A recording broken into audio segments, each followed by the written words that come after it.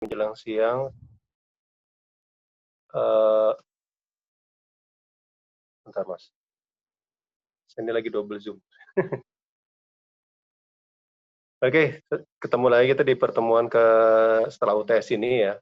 Jadi pertemuan ini akan bahas terkait dengan siklus pembelian. Kalau kemarin sebelum UTS sampai dengan siklus penjualan, setelah UTS kita akan bahas terkait siklus pembelian.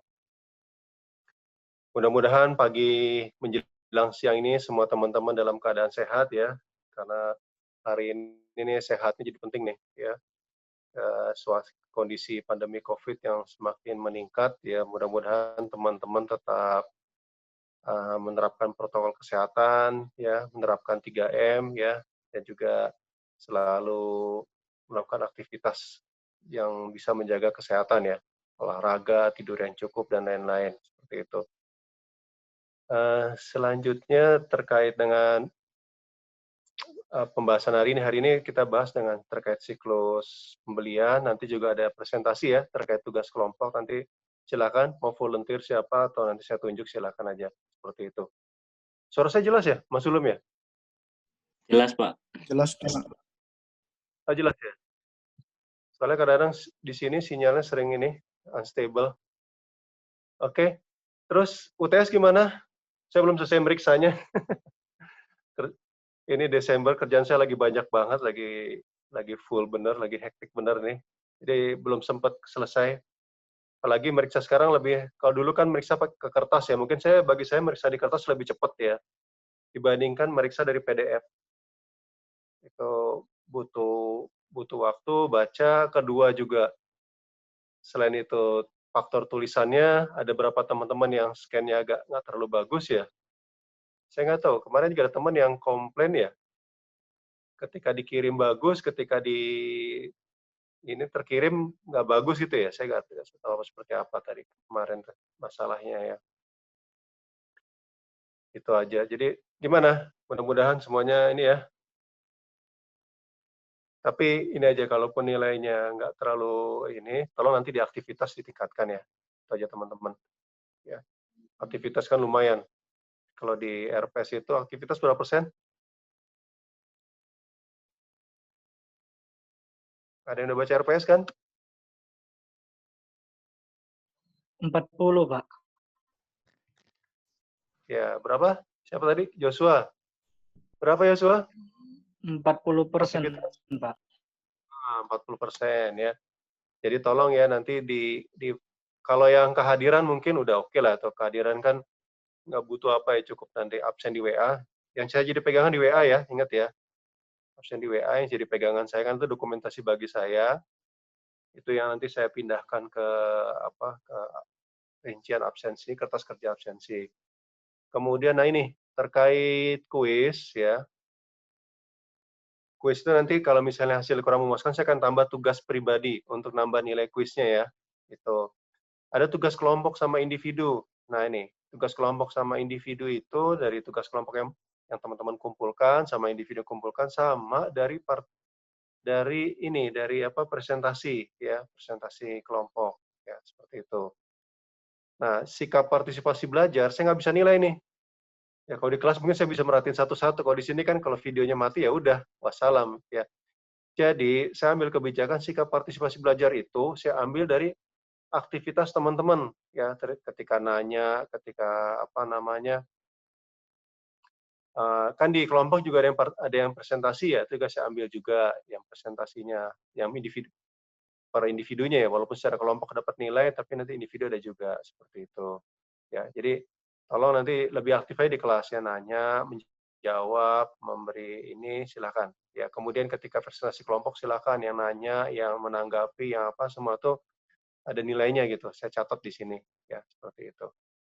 Jadi UTS kan 30%, UAS 30% ya, UTS mudah-mudahan sih saya lihat sementara sih nggak terlalu ini ya.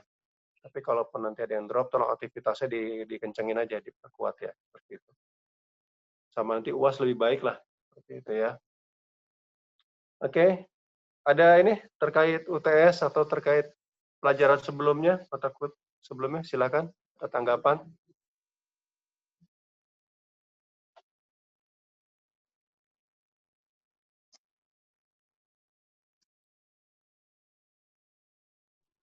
Belum ada kayaknya, Pak. Nggak ada ya. Oke, saya ini pakai handphone karena di notebook lagi ada pakai Zoom yang lain. Bentar, saya presentasi. Saya udah dikasih nih, share screen ya, Mas Ulum.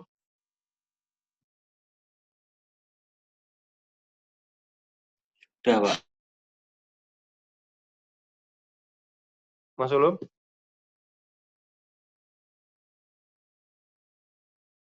Udah, Pak. bisa ya? Ya, bisa. Oke.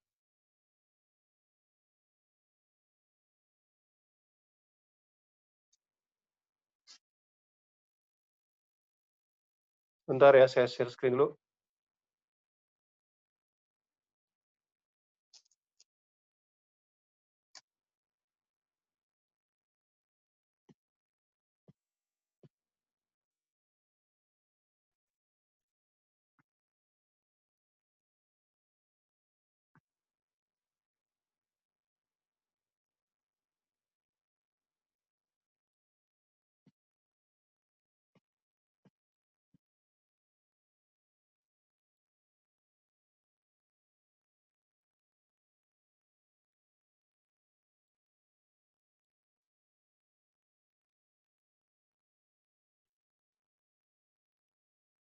Waduh, nggak bisa ini ya, PPT ya.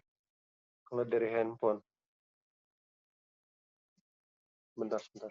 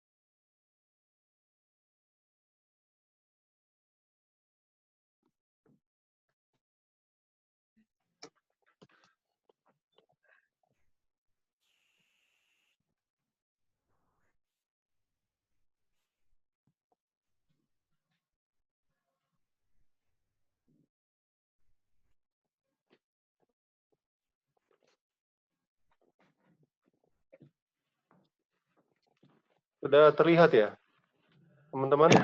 Udah, Pak. Udah, Pak. Sudah, Sudah ya. Pak.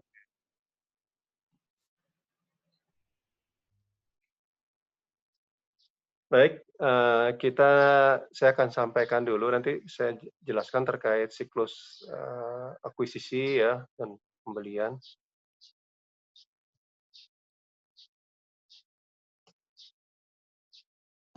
Sebentar, pembelian.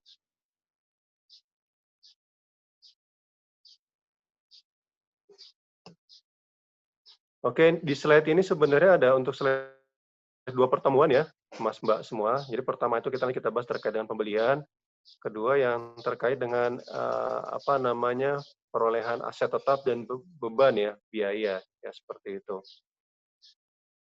Jadi itu yang akan kita bahas pada pertemuan sekarang dan pertemuan pekan depan ya terkait ini. Jadi sampai dengan jam 11 mungkin saya akan bahas terkait materinya, kemudian nanti kita break sebentar ya.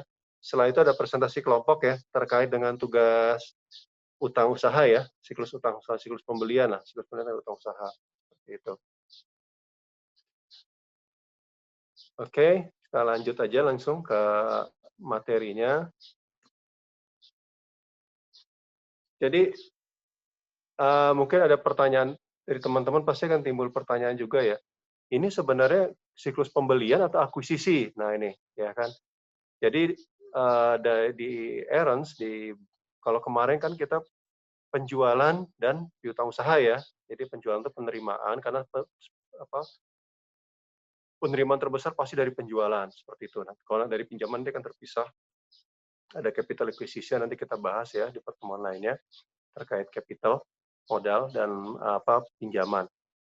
Nah, ketika kita bicarakan ada penjualan, ada pembelian. Nah, begitu pembelian, itu namanya bukan siklus pembelian, tapi siklus akuisisi. Ya. Kenapa siklus akuisisi?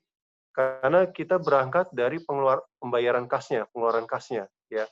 Pengeluaran kas itu ada untuk pembelian, ya, tapi juga ada juga porsi terbesar tadi untuk beban segala macam barang. Jadi memperoleh barang dan jasa ya. Kalau memperoleh barang itu bisa masuk pembelian, bisa masuk aset ya. Tapi kalau jasa itu masuk ke dalam biaya ya. Expense itu kan sebenarnya kita membayar untuk jasa sesuatu ya, seperti itu. Jadi namanya lebih dipakai akuisisi ya. Bagaimana kita mengakuisisi barang dan jasa ya. Akuisisi barang itu bisa pembelian, bisa juga aset ya. Jasa bisa juga bisa untuk biaya nanti, beban dimasuk ke beban seperti itu ya. Walaupun barang ada juga yang masuk ke beban ya. Kalau barang yang ada ini pembelian barang di luar pembelian untuk persediaan yang masuk beban apa? Kategorinya apa? Dilihat dari apa? Ada yang mau komentar?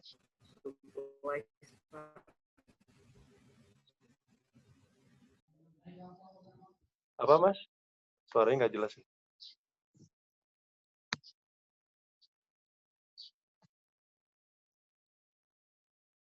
Kayak spare part and tools itu kan kita beli barang ya.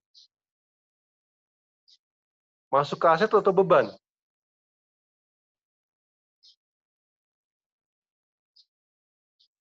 Beban, Pak. Nah, kenapa? Repair kan maintenance gitu bukan, Pak? Maksudnya. Kalau kita bicara aset itu, selalu apa yang dilihat apanya? Kalau aset Nilainya, wujudnya Pak. gitu. Oh, ini. Apanya? Pak. Bukan. Kita mengkategorikan sebagai aset itu kira-kira apa? Selain tadi keberadaan ya.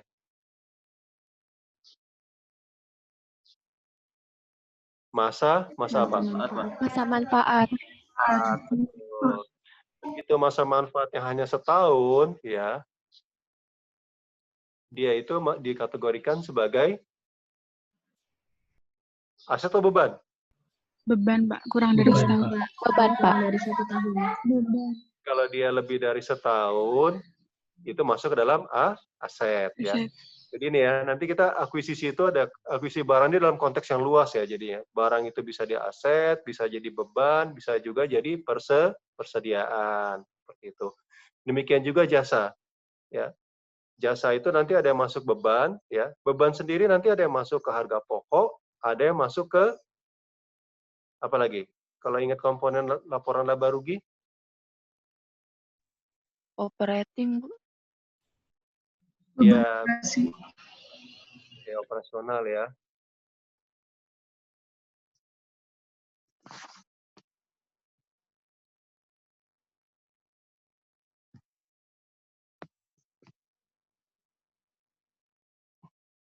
Jadi masuk ke biaya operasional ya, nanti ya, itu ya. Oke. Jadi ini 3 transaksi yang nanti akan kita lihat ya, terkait dengan siklus akuisisi dan pembayaran. Ya. 1 itu akuisisi barang dan jasa, 2 pengeluaran kas ya, pengeluaran kas itu pembayarannya ya. Terus terakhir adalah retur dan pengurangan pembelian dan diskon pembelian ya, seperti itu ya. Jadi kalau kita beli barang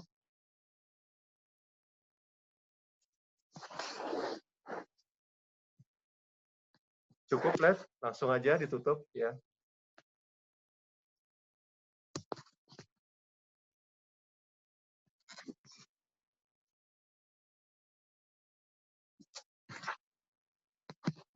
Mohon maaf tadi saya double zoom ya, jadi kadang-kadang komentar dulu.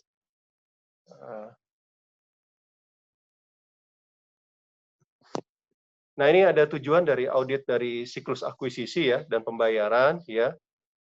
Jadi intinya seluruh akun ya memastikan ya, mengevaluasi atau memastikan seluruh akun yang dipengaruhi oleh perolehan barang dan jasa ya dan pengeluaran kas ya terkait dengan akuisisi tersebut ya disajikan secara wajar di dalam laporan keuangan ya sesuai dengan standar akuntansi. Itu intinya tujuannya.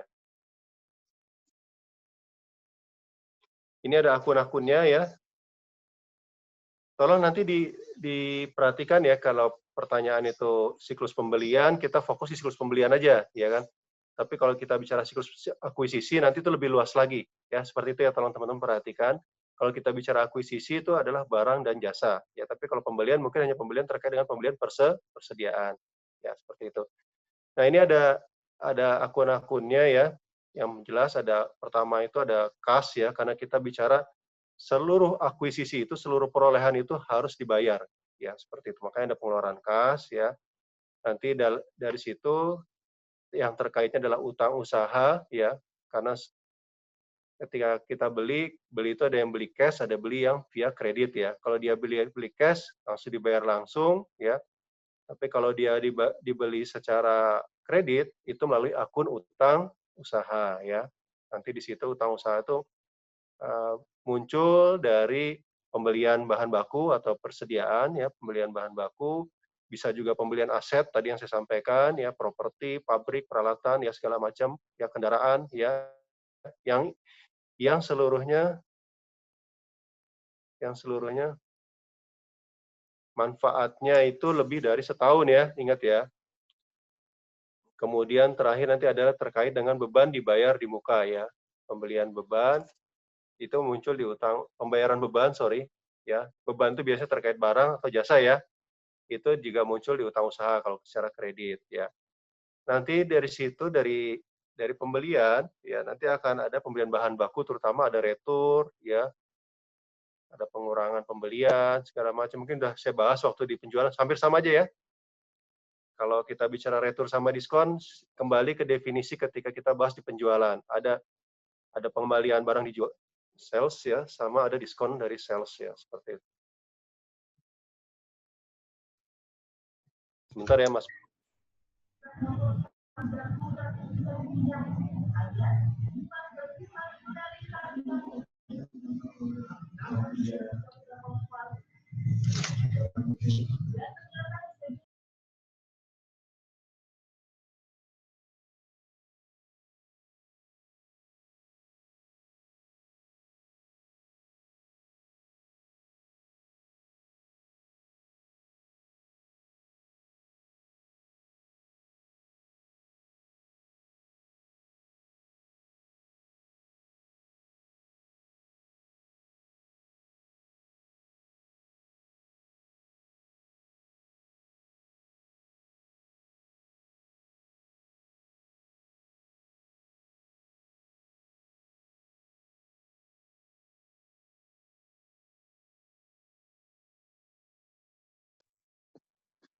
Teman-teman, saya pindahin ke notebook ya sebentar ya. Ini, Mas Ulum.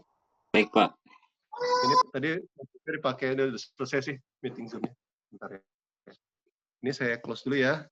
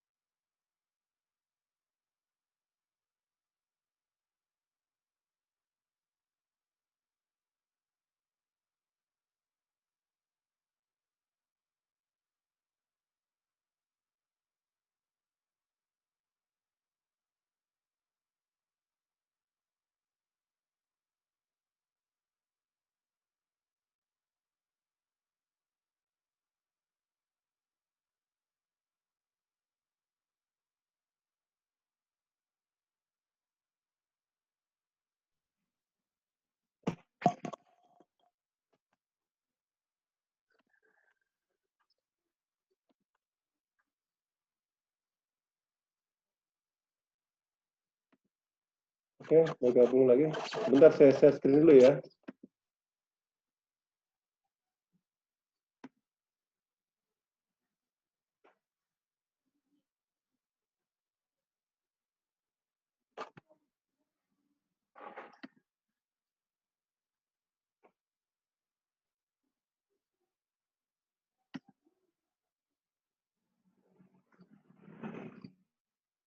Apakah sudah terlihat, teman-teman?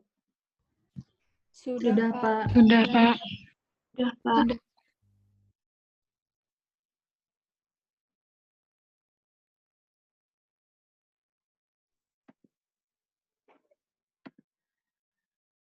Halo?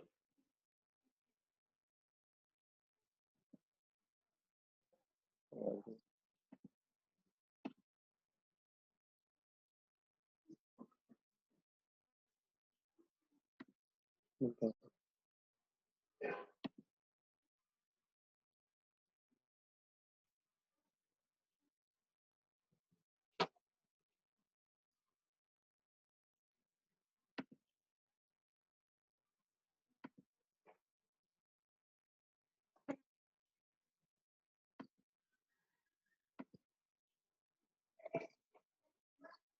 Sudah terlihat ya? Sudah, Pak. Sudah, Pak.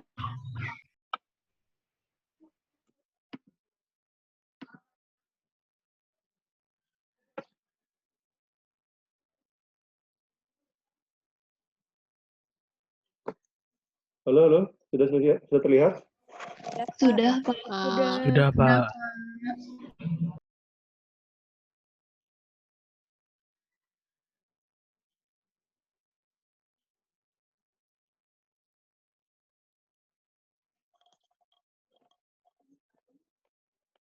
Mas Ulum, suara saya jelas nggak ya?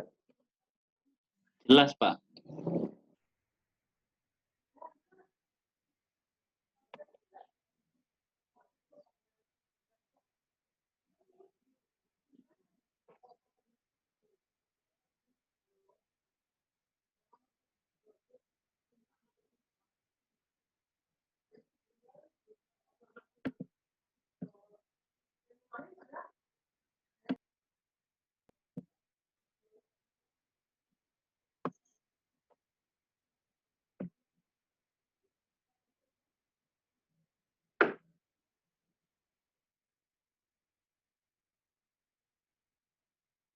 Suara saya jelas? Jelas kok, Pak, suaranya. Jelas, Pak. Speakernya mati ya?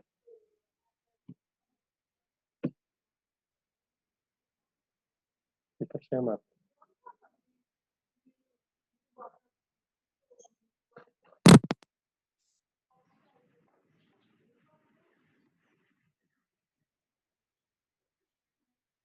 Ini ada error di speaker saya sebentar ya. Sebentar, saya mati dulu.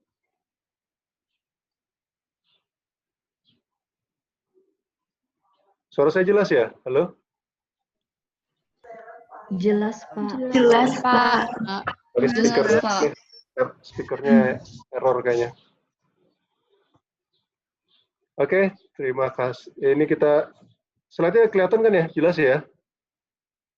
Kelihatan, Pak. Iya, Pak. Oke, kita lanjut lagi ya. Ini akun-akunnya ya, jadi ada Kaskibang ya. Intinya nanti itu kursornya terlihat ya. Jadi kalau yang terkait nanti pembelian ya untuk apa kegiatan utamanya itu pembelian bahan baku di sini ya. Ini akan nanti masuk ke kemana nih? Lanjutnya pembelian bahan baku kemana?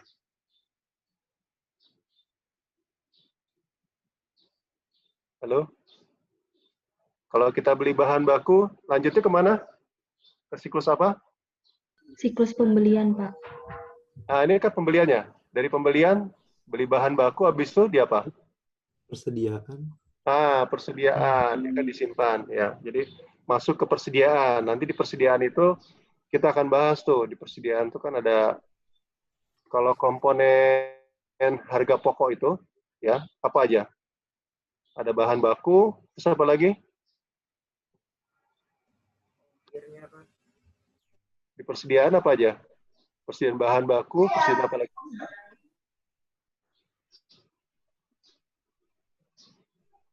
Halo, halo. Masih ingat kalau di harga pokok penjualan itu ketika kita ini persediaan, Ongkos kirim, Pak. persediaan bahan baku, persediaan apa lagi? Barang jadi. Oh. Nah, barang jadi, satu lagi apa? Persediaan awal. Barang dalam proses. Barang dalam proses, betul ya. Makasih. Jadi nanti kita kalau ini kita bahas. Jadi kan sebenarnya gini, ini kita bicara siklus pembelian ya. Nyambungnya ke penjualan itu melalui persediaan. Karena yang dijual itu nanti adalah barang jadi, ya kan seperti itu. Walaupun ada juga nanti di sini yang bahan baku langsung persediaan bahan baku langsung dijual. Contohnya apa?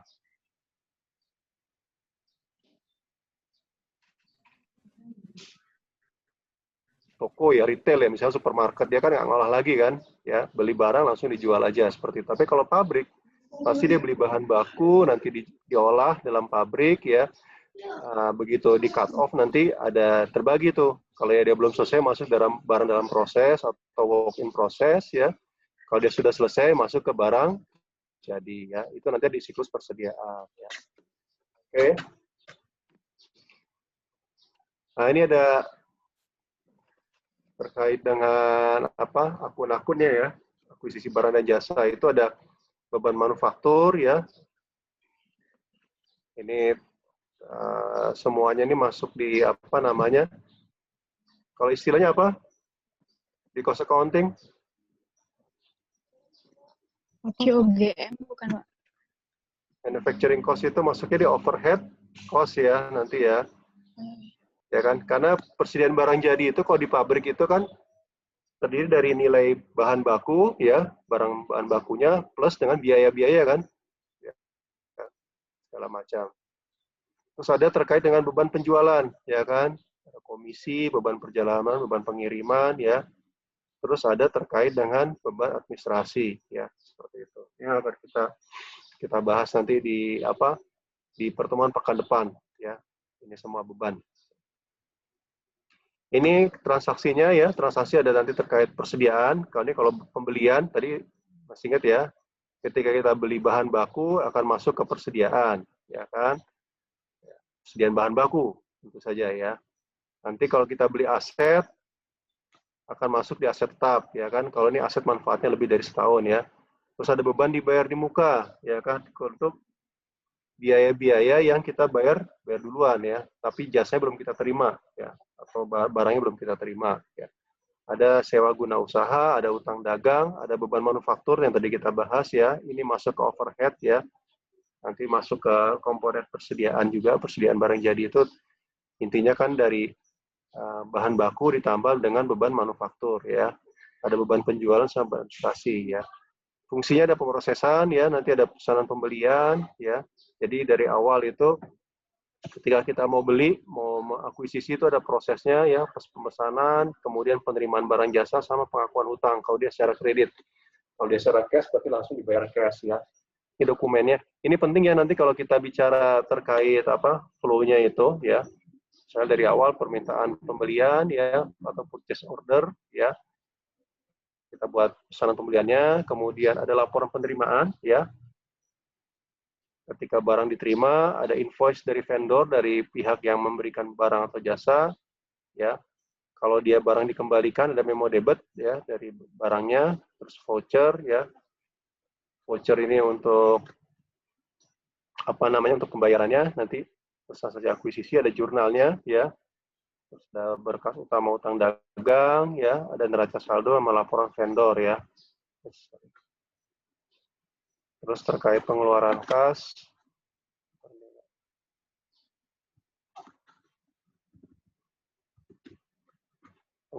itu nanti ada intinya semua ini ya. Kalau kita bicara akuisisi itu ujungnya akan ada pembayaran dari kas ya. Tapi kalau dia langsung mungkin kas langsung membayar ya. Tapi kalau dia melalui kredit pasti kas itu akan melunasi utangnya ya, utang usahanya ya, utang dagangnya seperti itu ya. Intinya ada pengeluaran kas dari bank, ya, ataupun dari, kalau dia langsung mungkin dari petty cash, seperti itu. Ini dokumennya ada cek, ada berkas transaksi kas keluar. Ya. Metodologi ini selalu diingat ya, teman-teman ya. Selalu ini metodologi dipakai terus ya, dari awal. Semua siklus, ya, semua apapun ya. Nanti kalau kita bicara, ini kan kita siklus kedua ya, nanti ada 3 siklus lagi, semua sama aja metodologinya. Ya. Pertama itu pahami pengendalian internal, ya, kemudian menilai risiko pengendalian atau CR, control risk, ya kan, kemudian luas pengujian pengendalian, ya seperti itu. Terus perancang pengujian pengendalian, TOC, ya, test of control, sama substantive test, ya. Kemudian dari situ baru lanjut nanti ke test of detail of balance, ya, seperti itu. Ya. Jadi ini pengujian untuk pengendalian dan substantifnya ya. Jadi ini. Nanti ada lagi pengujian untuk TDB, test of detail of balance-nya. Ya. Perlu saya jelasin lagi ya, jelas ya di sini nanti ada prosedur audit, ukuran sampel, item di penetapan waktu ya. Intinya sama semua ya. Pertama itu pahami pengendalian intern. Pengendalian intern dipahami melalui apa? Ada yang mau jawab?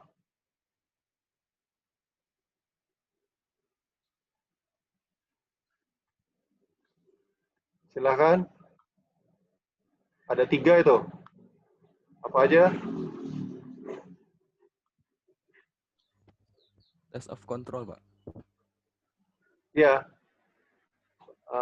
Memahami pengendalian itu melalui apa aja? Flowchart, flowchart, Pak. Flowchart, Review atas Walkthrough, ya. walkthrough. review atas Visioner, control, review kuesioner.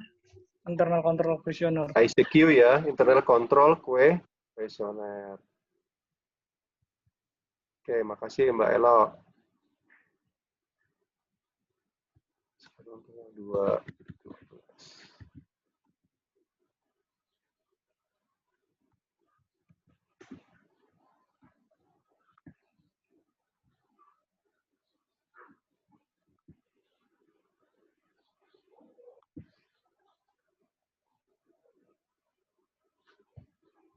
Oke ya, itu nanti kita menilai dari situ baru dinilai risiko. Jadi memahami pengendalian internal, kemudian kita pahami risiko pengendaliannya ya, menentukan apa? Risiko utama ya nanti ya, risiko utamanya apa sih ya? Gitu. Ini tadi udah saya jelasin ya, ada flowchart, kuesioner sama walkthrough ya. Nah, kemudian kita mengakses risikonya, kontrol risknya ya, misalnya ada nggak pemisahan terkait dengan pembelian, ya kan? Ada nggak otorisasi, ya? Ada nggak pencatatan yang tepat, ya? Terus ada nggak otorisasi untuk pembayaran? Ini contoh-contohnya ya. Nanti dilihat di sini, ya. Kalau dia tidak ada pemisahan, misalnya orang yang melakukan seperti contoh di penjualan, orang yang melakukan pemesanan pembelian dengan orang yang menerima barang itu sama. Nah ini, itu berarti risikonya apa? Rendah atau tinggi? Risikonya menjadi tinggi ya, tinggi, sehingga akhirnya harus dilakukan apa? Berikutnya kalau risikonya tinggi balik kemari lagi nih, balik sini lagi kan. Kalau risikonya tinggi berarti harus dilakukan pengujian ya, berikutnya seperti itu. Oke ya, itu paham ya. Ini framework kerangka berpikirnya selalu, metodologi dihafalin ya. Nanti juga ada lagi nanti framework terkait test of detail of balance ya. Saya udah jelasin berulang-ulang nih, nggak apa-apa. Tapi intinya memahami penilaian intern dari flowchart ada yang lemah, ya gitu yang termasuk berarti resikonya tinggi kan. Resiko tinggi berarti harus kita uji pengendaliannya seperti itu. Uji pengendalian pakai apa? Test of control 1, kemudian juga dengan substantive test ya, seperti itu. Perlu jelasin lagi, test of control, prosedur auditnya apa? Ada 4 kan ya?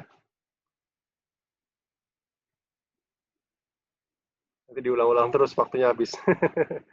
Ya, diingat-ingat semua ya, teman-teman ya. Terkait evidence ya.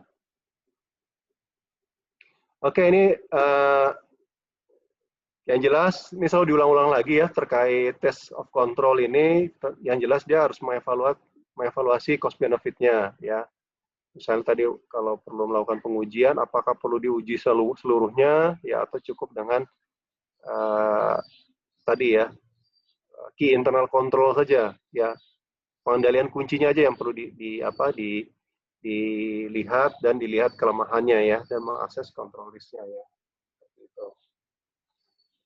Kemudian juga tidak perlu semua, kalau setelah test of control itu bagus ya udah ya kan. Tapi kalau test of control itu ternyata masih ada kelemahan, berarti perlu dilengkapi dengan substantive test ya, seperti itu, tes substansi ya.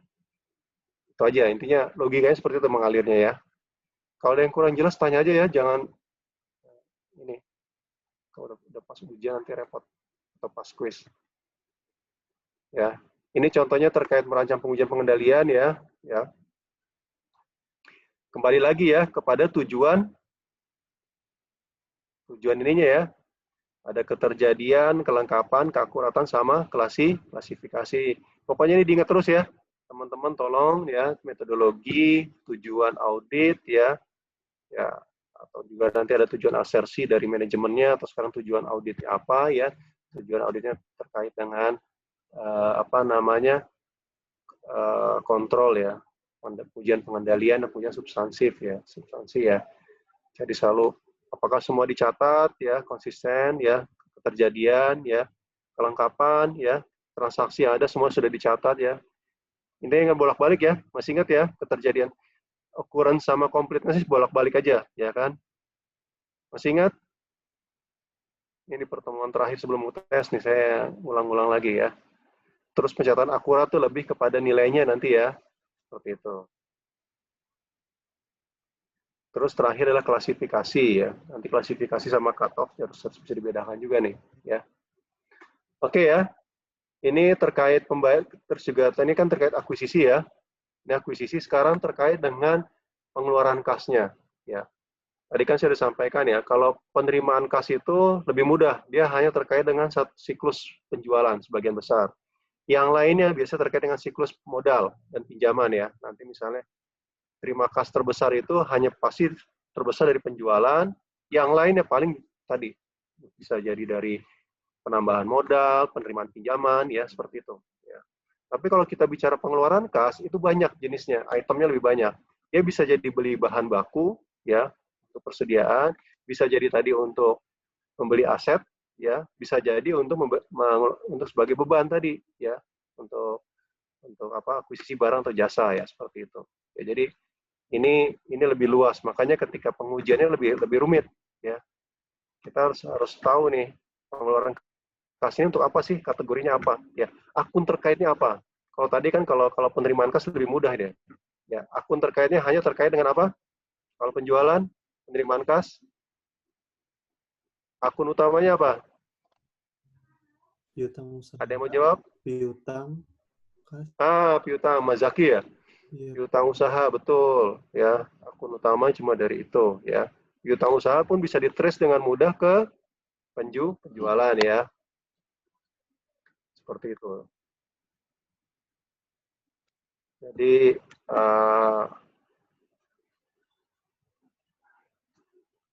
lebih mudah ya. Tapi kalau kita bicara pengeluaran kas, nah ini banyak, ya. Yaitu bisa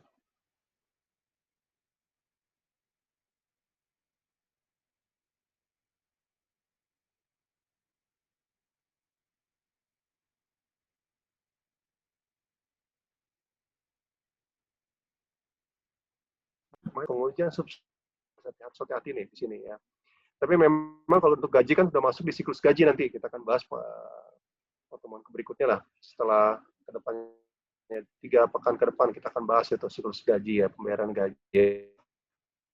Intinya siklus tadi ya, kecuali siklus modal ya, siklus tadi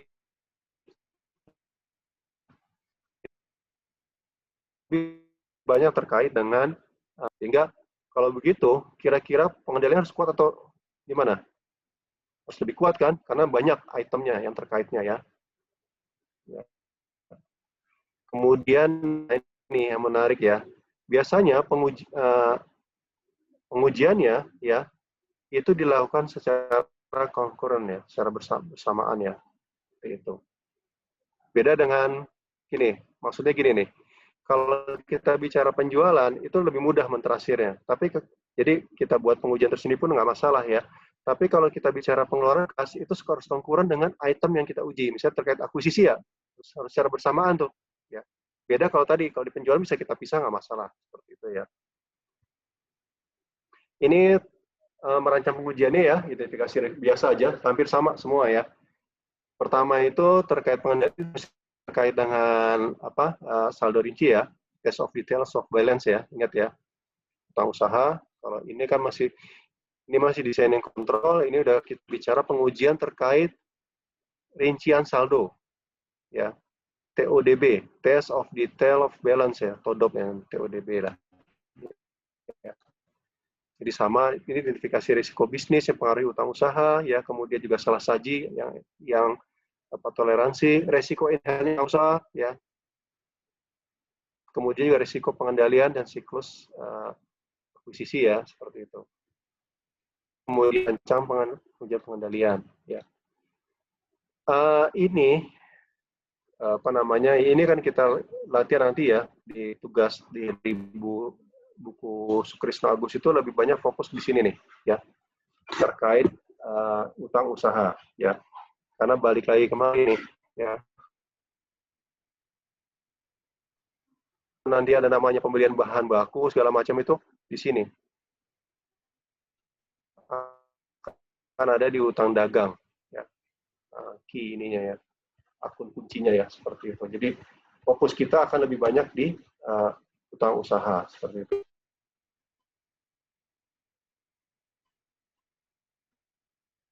Sama ya metodologinya ya.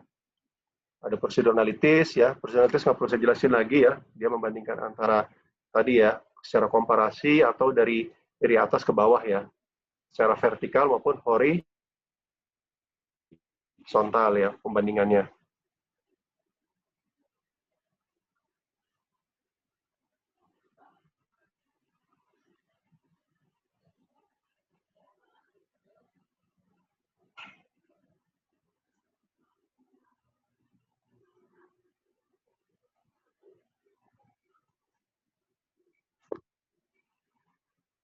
Ya, ini selalu seperti ini ya. Selalu nanti kalau kita bicara itu pertama ini, kalau ini kan yang sampai dengan tahap 2 ini terkait dengan pengujian pengendalian dan pengujian substantif. Tahap 3 itu udah kita bicara nanti pengujian test of detail of balance ya. Tahap 3. Ini metodologi akan sama semua, mau bahas apa saja akan seperti ini ya. Jadi tolong diingat-ingat dan dipahami ya metodologinya ya seperti itu ya. Saya selalu katakan ini kan seperti filter kan. Identifikasi risikonya apa ya, kemudian salah sajinya apa sih yang bisa terjadi, risiko inherentnya apa ya terkait utang usaha ya seperti itu ya.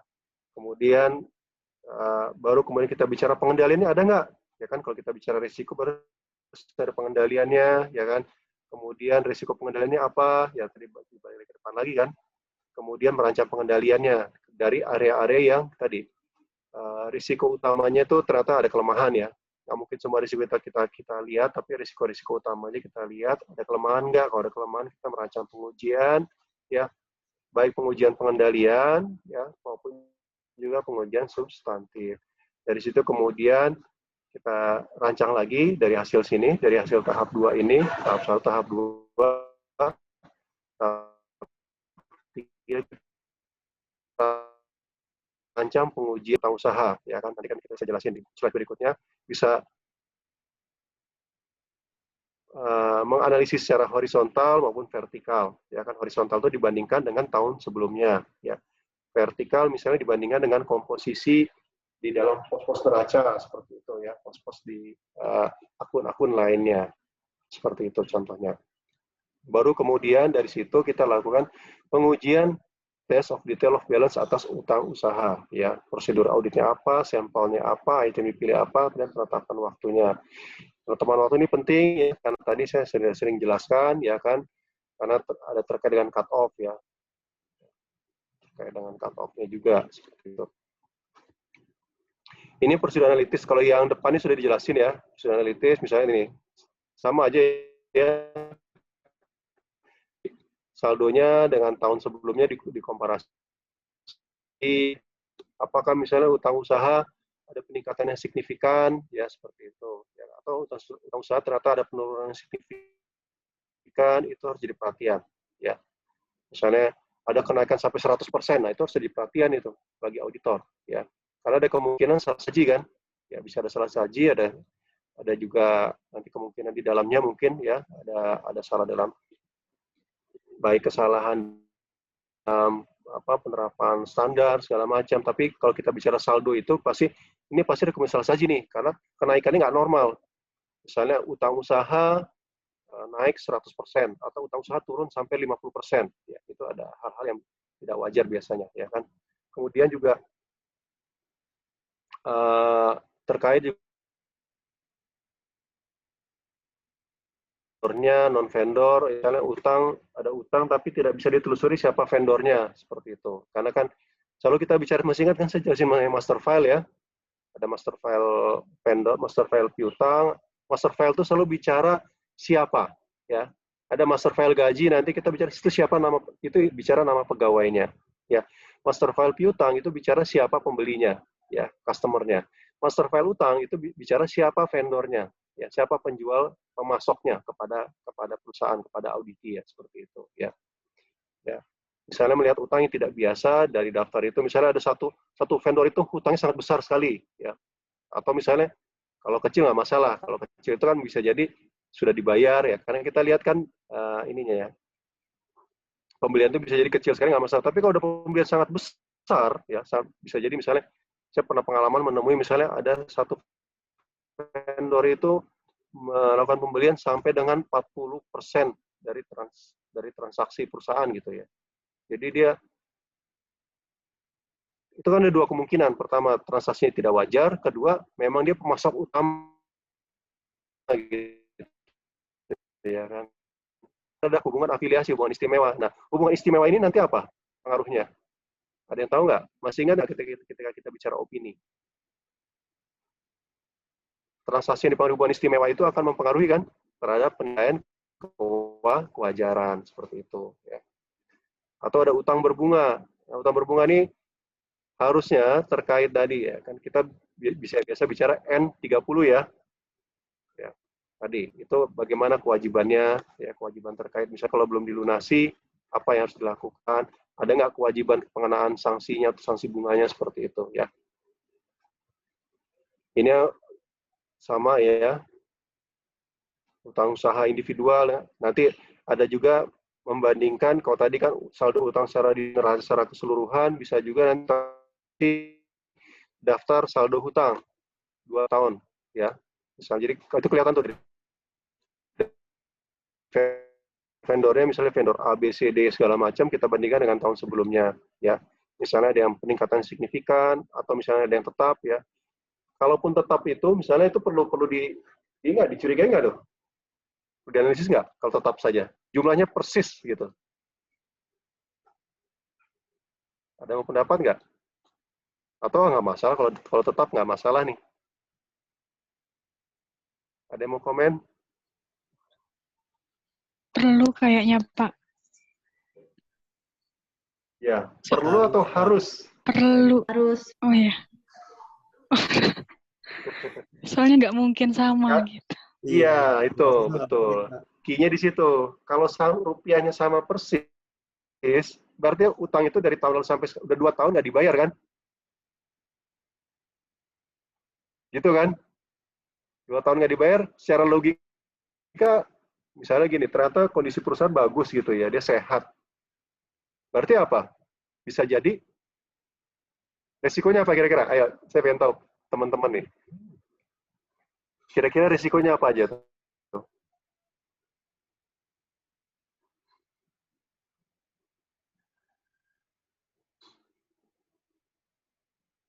Mungkin nggak sudah dibayar?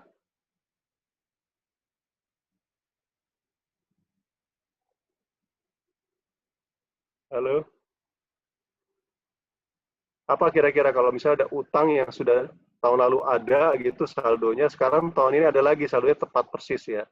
Selain mungkin ya tidak dibayar ya resikonya ya. Tapi kalau kita lihat, oh perusahaan ini sehat ini, semua hutang selalu dibayar on time, tepat waktu. Tapi kok ada beberapa hutang yang tidak dibayar nih udah setahun nih. Kira-kira resikonya apa lagi? Ingat itu nggak waktu saya contohin piutang? Utangnya apa kira-kira? Fiktif, Pak. Fiktif, betul, bisa utangnya fiktif. Satu. Kedua, utang itu mungkin sudah dibayar, tapi dibayar pembayarannya yang fiktif, pembayar dibayar kepada orang lain, seperti kepada vendor yang tidak berhak. Bisa juga gitu kan? Ya, dia mengeluarkan pembayaran, tapi seolah atas nama utang ini, tapi dibayarnya kepada vendor yang lain dengan nilai yang sama. Ya. Makanya itu nanti kalau ngaudit itu kemungkinan kayak itu tuh banyak ya. Dan jangan dipikir di perusahaan itu fraud kayak gitu, ini fraud maksudnya fraud ya, risiko fraud ya. Fraud kayak itu tidak banyak, itu paling banyak ya. Bisa jadi misalnya ini yang saya ingat namanya misalnya Mas, tadi yang jawab Mas Zaki gitu ya, Mas Zaki atau Mbak Elok gitu. Ya kan? Seolah-olah dari kan bagiannya berbeda nih, seolah-olah udah dibayar kepada Mbak Elok, tapi sebenarnya jumlahnya misalnya taruhlah jumlah 1 juta gitu. Perusahaan punya utang kepada Mbak Elok 1 juta ya. Dibayar 1 juta, pengeluarannya atas untuk bayar ke Mbak Elok, tapi begitu dibayarkan bukan kepada Mbak Elok. Ya, itu bisa terjadi tuh. Ya. Jadi belum lagi yang fiktif tadi. Kenapa fiktif? Kalau fiktif kan mau dibayar ke siapa? Nggak bisa dibayar tuh utangnya. Karena emang nggak ada gitu ya kan. Tapi bisa juga dibayar. Ya, seperti itu. Oke. Nah, ini ada berikutnya biasa rasio ya, rasio utang ya. Kalau yang hutang lancar apa biasanya kita pakai rasionya?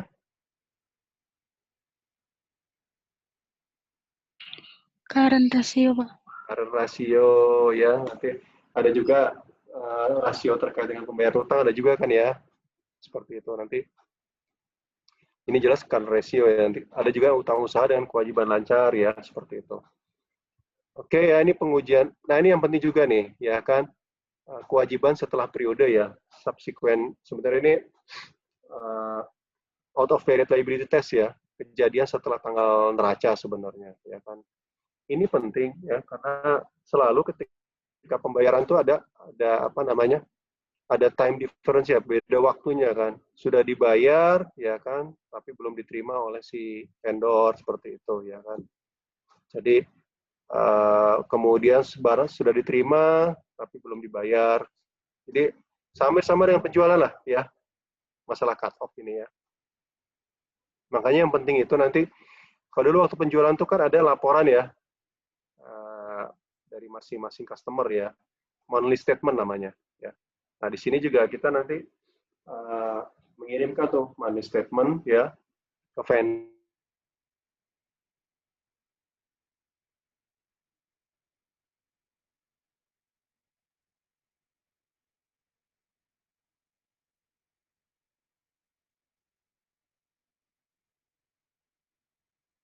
Ini saldonya di neraca. Nah ini nggak perlu saya bahas lagi ya, bukti itu reliabilitas ya, bukti yang jelas bukti dari vendor dari luar itu lebih apa? Lebih tinggi, lebih rendah? Lebih tinggi, Pak. Tinggi, Pak. Lebih tinggi ya. Tinggi. Udah ini jadi gini, tolong nanti di pertemuan sebelum UTS itu ada banyak yang terkait, ya akan selalu diulang-ulang tuh reliabilitas bukti ya. Terkait dengan apa namanya penerimaan bukti segala macam ya, konfirmasi positif negatif ya, nanti itu akan apa namanya tetap dilakukan. Ini terkait utang usaha pasti ada konfirmasi juga dari apa namanya dari si auditor. Jadi saya mungkin nggak akan banyak ngulang ya, tolong nanti dibaca lagi ya, itu di slide saya sebelumnya yang saya udah berikan semua kan, sampai pertemuan ke-7 saya berikan, tolong dibaca lagi terkait ya. Metodologi nggak mungkin saya detail ya, tapi mudah-mudahan teman-teman bisa nangkap ya. Ya, seperti itu. Ini ada cut off test ya. Cut off test ini terutama terkait dengan cut off pembelian. Ya. Sama kayak penjualan kan ya. Kalau di penjualan ada apa namanya? Shipment on transit ya, pengiriman dalam perjalanan segala macam ya, seperti itu ya. Ini sebenarnya hampir sama. Jadi treatment penjualan dan pembelian itu hampir sama. Nanti tolong di ini ya.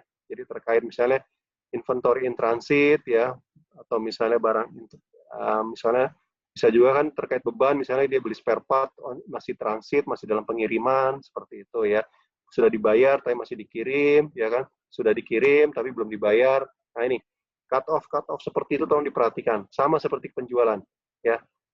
Nanti pengeluaran kas juga sama. Nanti kalau kita bicara kan ada rekonsiliasi bank juga ya, terkait pengeluaran sudah dibayarkah ya ceknya, tapi barang belum diterima, seperti itu. Barang sudah diterima, cek belum diuangkan oleh vendor, seperti itu. Nanti akan sama aja seperti itu ya. Kemudian sampel, statistical sampling, kita udah bahas ya di pertemuan terakhir itu ya. Jadi saya udah bahas waktu itu, kita mau random atau ini, kalau cuma di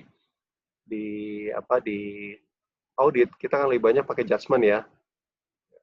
Misalnya tadi saya sampaikan ketika dulu di piutang gitu ya, atau penjualan, kita ambil misalnya 50 transaksi penjualan terbesar, selain yang berikutnya lainnya random, bisa seperti itu ya. Jadi dia utang juga sama ya, bisa kita lihat ya, sampel, pengambilan sampelnya ya, bisa variasi pada faktor materialitas, tadi nilai misalnya ya kan, nilainya nilai utang saya besar, yang besar-besar siapa aja, seperti itu.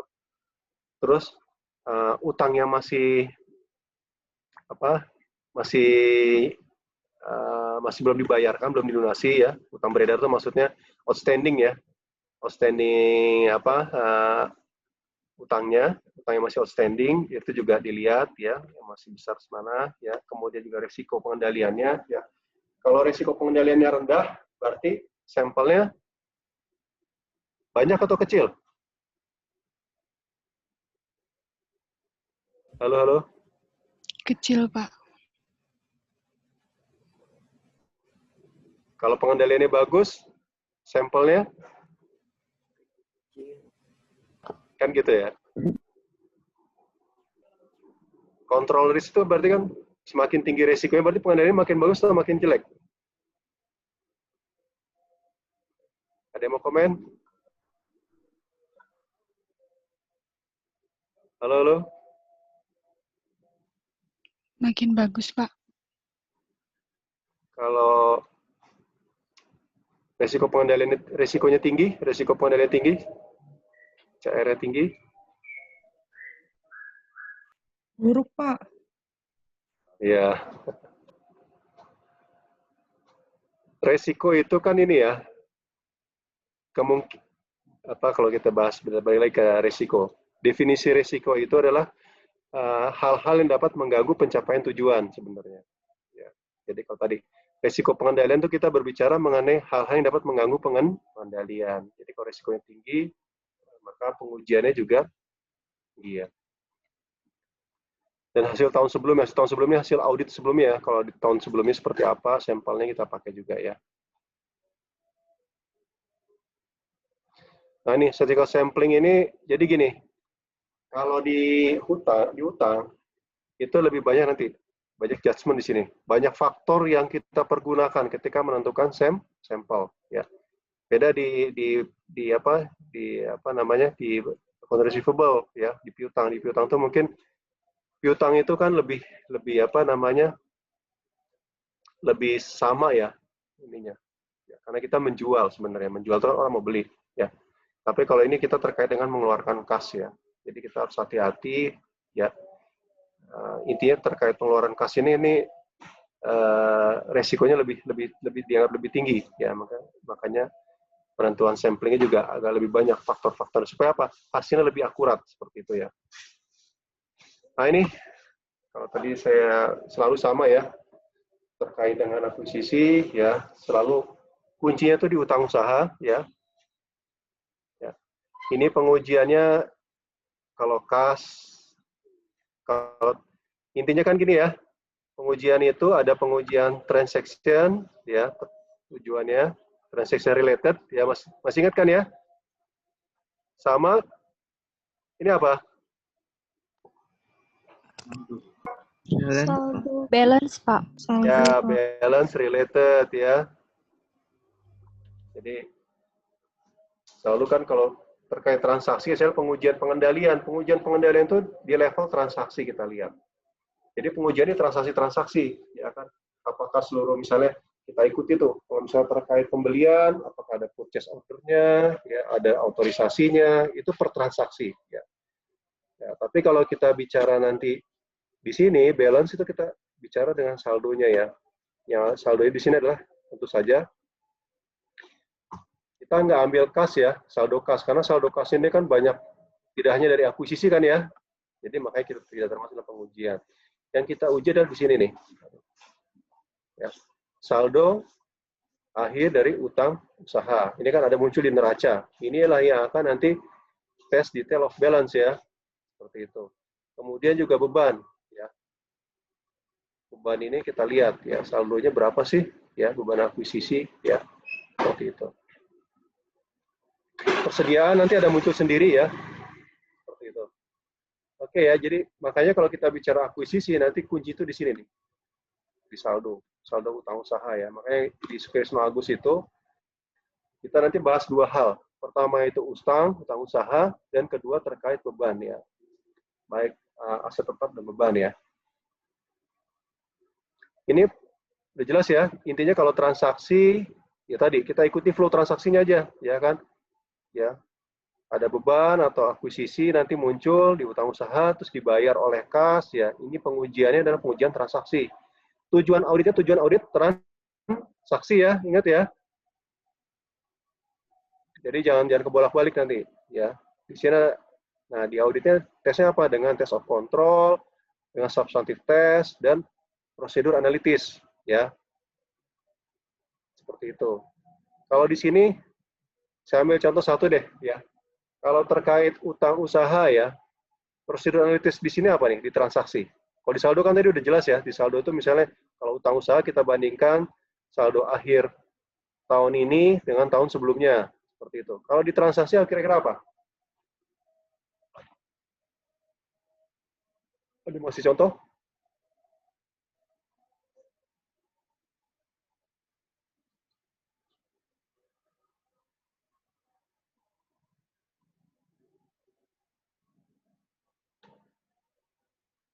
Kalau di transaksi,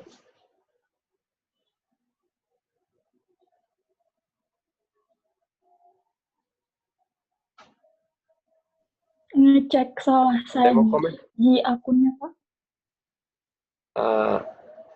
Kalau salah saji akunnya kan di sini, saldo akhir ya. Kita bicara sekarang transaksinya nih. Ya. Contoh prosedur analitisnya apa misalnya? Di utang usaha ini, di utang usaha lah. Saya ambil contoh satu deh. Kalau tadi kan saya ambil contoh, kalau di saldo kan gampang ya, prosedur analitisnya saldo akhir tahun ini kita bandingkan dengan saldo akhir tahun sebelumnya. Seperti itu, ya kan? Tapi kalau di transaksi kira-kira apa prosedur analitisnya?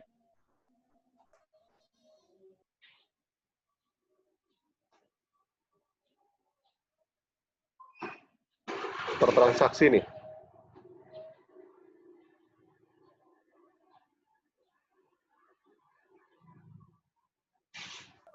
Keterjadian utangnya tadi ya, Pak. Saya ambil contoh gini loh, kalau di piutang, kalau petransaksi itu kan biasanya yang kita lihat ya, kalau di piutang ada apa namanya? Kalau ngitung gini nih, kalau ngitung allowance pakai apa namanya? Aging schedule. Aging schedule. Salah satu contoh ya, kalau saya ambil contoh terkait transaksi itu kan kita bisa lihat apa? Dibandingkan lamanya pelunasan gitu. Itu kan bisa kita analisis kan? Ya. Itu per transaksi kan? Misalnya, oh si A ini melunasi dalam waktu seminggu, si B kok 2 bulan, ya.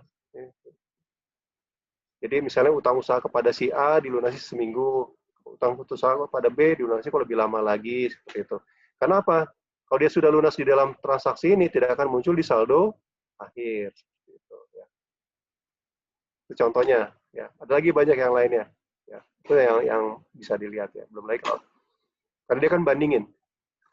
Ini gini, prosedural itu adalah membandingkan sebenarnya, mengkomparasi, ya, seperti itu. Wah, normalnya berapa sih si perusahaan ini melunasi utang usahanya? Oh, dia melunasi dalam waktu 7 hari misalnya seperti itu. Ya. Nah, dari prosedur itu kita bisa lihat tuh yang lebih dari 7 hari berapa seperti itu. Ya, itu contoh per transaksi. Oke ya, ini jelas ya, clear ya. Ini terkait transaksi, ini terkait dengan saldo. Ya, pengujiannya apa? Nah, kalau saldo, jadi ini tadi udah saya jelasin ya. Secara prosedur masih bisa dilakukan per transaksi, ya. Kalau ini per saldo. Kalau test of detail of balance jelas ya. Jadi dari saldo kita uji tuh, ya. Dapat saldo ini dari mana nih angkanya? Ya kan seperti itu. Dari transaksinya seperti itu. Ya.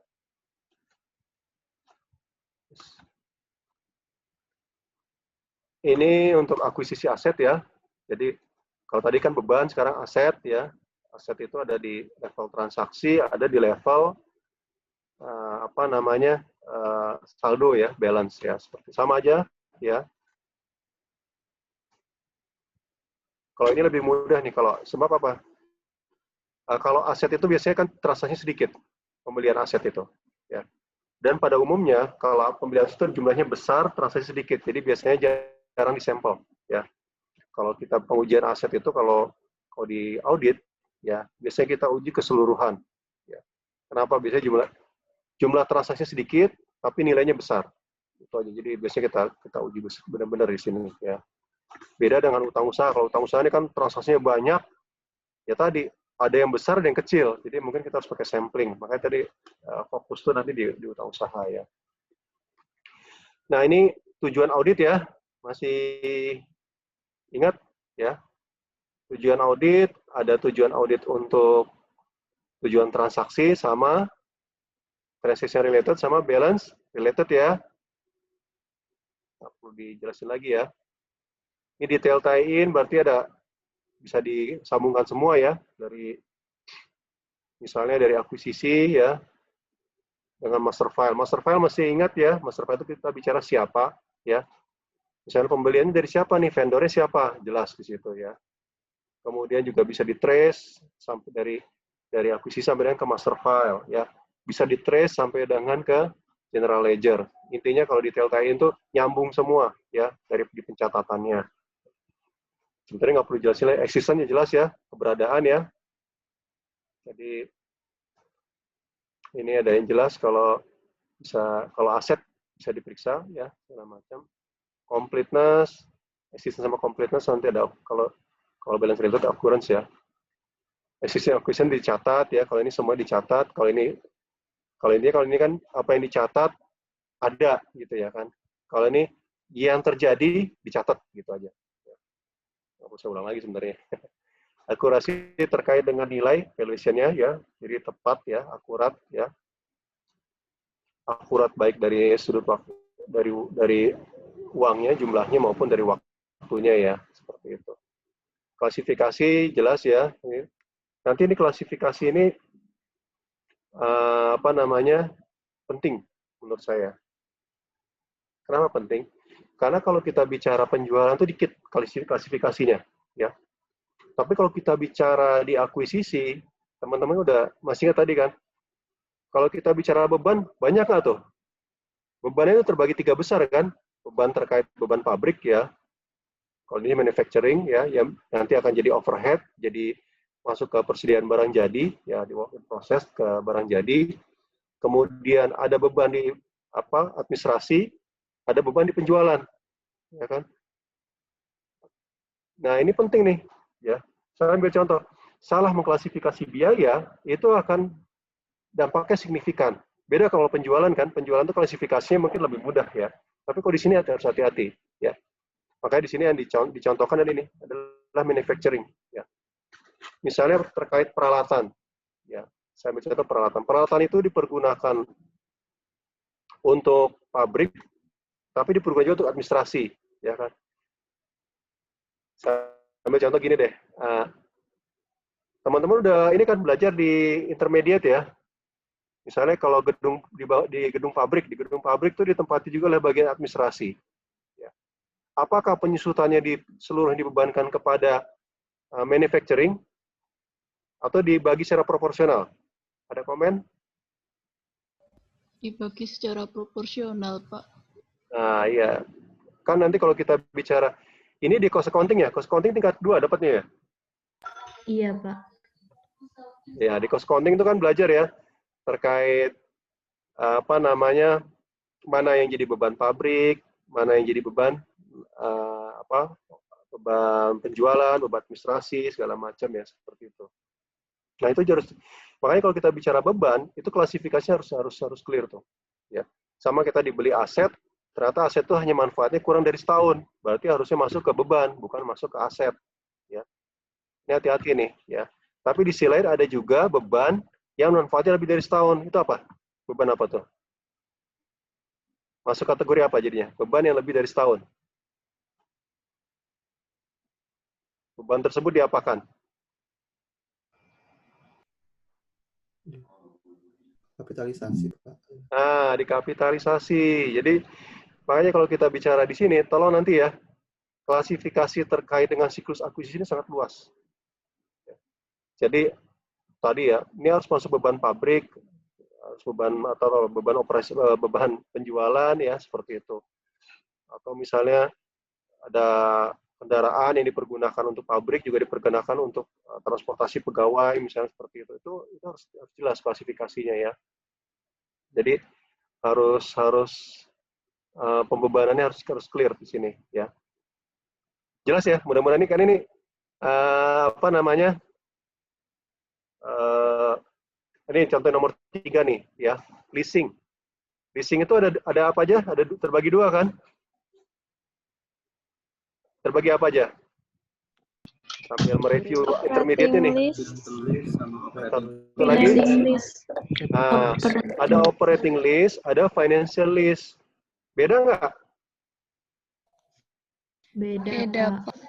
Nah, sekarang kalau beli aset, ya, kalau sebagai operating list, dia sebagai apa? Dianggap sebagai apa?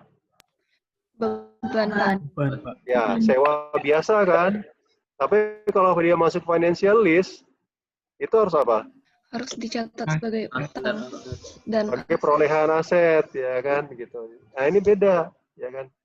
Makanya nanti klasifikasinya tuh harus, jadi teman-teman nanti tolong nih, kalau misalnya nanti ada soal gitu ya, dilihat benar-benar nih, ya. Jangan sampai kejebak dengan soal terkait dengan klasifikasi ininya. Ya. Ini memang banyak nanti terkait dengan apa intermediate juga, ya. Banyak lagi contoh yang lain sebenarnya, tapi saya ini dulu deh yang contoh di sini ya. Cut off jelas ya. Jadi intinya contoh cut off yang paling jelas terkait dengan akuisisi beban atau beban apa tuh? Tadi sebenarnya di awal sempat disinggung tuh. Yang paling clear terkait beban ya, yang paling clear terkait cut off-nya apa?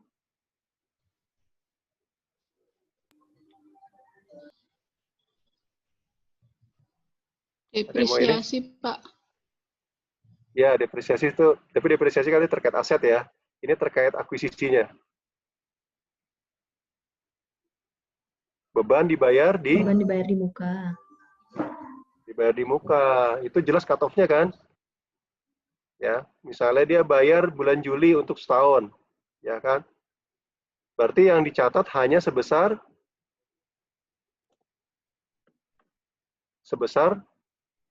Juli sampai dengan Desember, bukan Juli sampai dengan Juni tahun depan kan, seperti itu. Ya, clear itu ya, jelas ya, Mas Mbak sekalian. Ya, ini nggak perlu saya jelasin, itu contohnya ya. Nah, sama nanti kalau terkait ya, terkait dengan yang apa namanya pengiriman segala macam yang transaction shipment on transit segala macam juga harus jelas tuh cut off-nya ya, seperti itu. Pengakuannya kapan sih ya? Ya kan, kalau terkait pembelian itu kapan diakui sebagai pembelian, ya kan? Tadi balik lagi yang tadi tuh FOB destination atau FOB shipping point atau apa, dilihat dari syarat-syaratnya. Kalau hak jelas ya, hak ini ada hak, nanti ada lagi kewajiban, seperti itu. Ini akun-akun lainnya ya yang coba Coba teman-teman perhatikan nih, ini akun-akun yang terkait dengan siklus perolehan, siklus akuisisi dan pembayaran. Banyak ya? Ada kas, persediaan, kalau kita beli bahan baku masuk ke persediaan, ya nanti kalaupun membebankan beban manufaktur, beban pabrik, itu beban pabrik itu akan masuk ke persediaan sebagai entah persediaan barang dalam proses atau persediaan barang jadi kan, kalau sudah jadi seperti itu ya. Ada perlengkapan, properti, ya, paten, hak cipta, sewa. Makanya kalau tadi saya katakan, ini di sini ini luas banget, ya. Jadi kalau saya bilang terkait dengan penerapan treatment akuntansi, standar akuntansi paling banyak di sini nih sebenarnya. Kalau di penjualan kan gampang itu. Penjualan itu hanya terkait revenue recognition-nya, pengakuan penjualannya kapan, ya. Itu terus juga terkait dengan piutang, ya, bagaimana penyisihan, allowance segala macam, penghapusan hanya di situ aja, ya. Tapi kalau di sini banyak nih, ya, terkait beban, ya, cut off-nya seperti apa. Misalnya tadi terkait leasing, ini capital lease atau financial lease atau operating lease, ya. Ya, capital sama financial sama tuh, capital financial lease di satu, ya. Atau operating lease, dia sebagai sewa biasa. Nah, ini juga hati-hati di sini ya. Karena ini beban itu masuk di harga pokok penjualan, ada beban sewa misalnya kalau dibayar setahun ke muka, ada cut off-nya, segala macam, pajak properti, ya, ada tunjangan pensiun, kewajiban, ada hutang usaha, hutang sewa, ya, mana profesional ini jasa ya, pajak properti, jadi banyak akunnya. Ini baru ini, banyak lagi, masih banyak akun lagi ya. Kayak misalnya terkait dengan tadi ya, beban pabrik gitu. Beban pabrik kalau didetail lagi banyak lagi tuh, ya, yang akan masuk harga pokok penjualan ya. Itu banyak lagi ya. Entah listrik, entah apa segala macam ya. Pembayaran listrik untuk pabrik ya kan. Pembayaran apa lagi misalnya perbaikan mesin pabrik segala macam masuk semua di sini ya. Jadi nanti ini luas banget yang kita bahas. Jadi tolong nanti teman-teman pahami ya terkait dengan terutama tadi balik lagi kemarin nih terkait tujuan-tujuan auditnya ya. Kalau bagi saya yang agak ini nih di sini nih. Kenapa? Karena di sini banyak sekali ya. Ya. Kalau kita bicara utang usaha kan banyak kaitannya semua nih ke ini semua nih nanti ya. Makanya di sini nanti kita akan bicara lebih luas lagi ya, detail tie-in-nya, ya, existence-nya, kemudian ya completeness ya. Accuracy, classification. Nah, klasifikasinya lebih ini lagi nih, karena tadi akunnya banyak, ya. Cut off-nya apalagi, ya. Karena akunnya banyak, kemudian cut off juga harus dilihat juga, ya kan, seperti itu. Ini tadi yang terkait dengan pembelian dan utang usaha, ya. Mungkin lebih fokus nanti di utang usahanya, nanti kita bahas setelah ini, presentasi dari kelompok, ya. Audit properti, pabrik, peralatan, dan nanti beban, ya.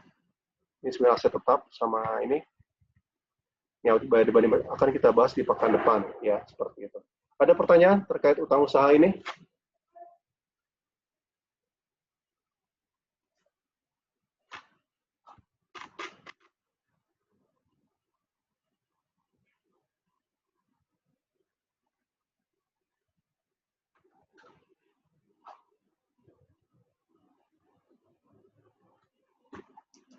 Bentar, saya isi portal dulu ya.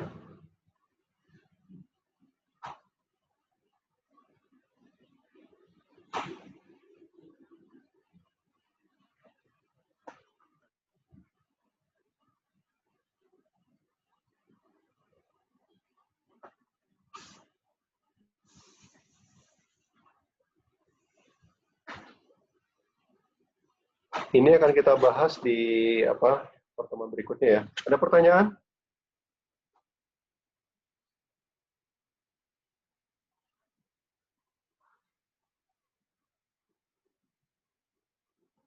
Halo, Mas Mbak sekalian?